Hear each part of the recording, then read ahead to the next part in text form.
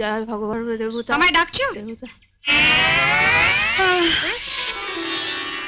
তুমি কি গো, সকালে উঠে একটু ঠাকুর দেবতার নাম করছি, তুমি আমার ঝাঁটা দেখালে? উঠুন ঝাড় দিচ্ছিলাম, তো হাতে ঝাঁটা থাকবে না তো কি রজনীগন্ধা স্টিক থাকবে? আচ্ছা হলো তো, এখন বলো কি বলবে। শুনলে তোমার বোনের কথা শুনলে? কি গো শুনছো?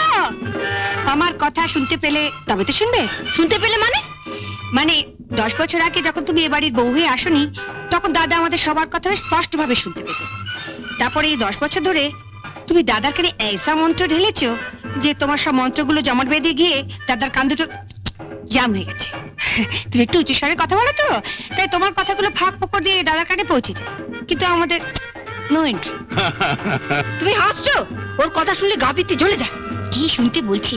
তুমিও দাদার মতো দুটো কানে নো এন্ট্রি বোর্ড ঝুলিয়ে নিলেই পারো না। এখন তাড়াতাড়ি বলো কেন ডেকেছো? ওদিকে আমার অনেক কাজ পড়ে আছে।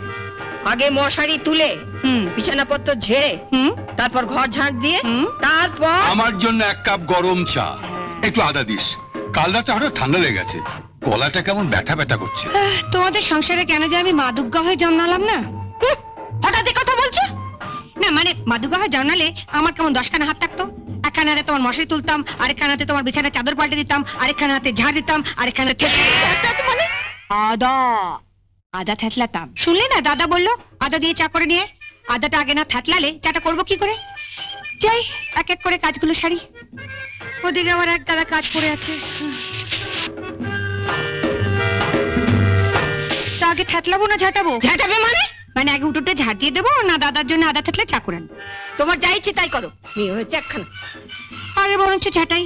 তুমি আমার উপর যা রেগে আছো, সব কাজ ফেলে দাদার জন্য আদা থেতলে চা করে আনলে তুমি আমার ভালো মানুষ দাদাটাকেই থেতলে দেবে।